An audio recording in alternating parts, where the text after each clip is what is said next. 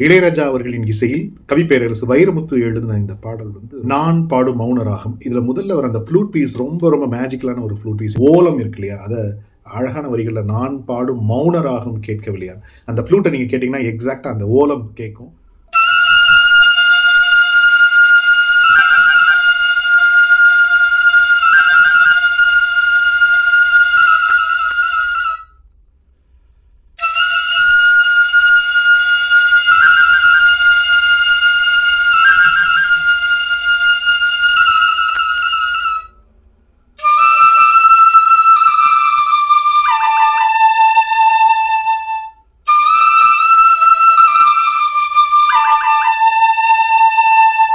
இப்போ நீங்க கேட்ட இந்த பீஸ் மாதிரியே இன்னொரு படத்துல இன்னொரு பாட்டுல எக்ஸாக்டா ஒரு ப்ரீலியூட் வரும்.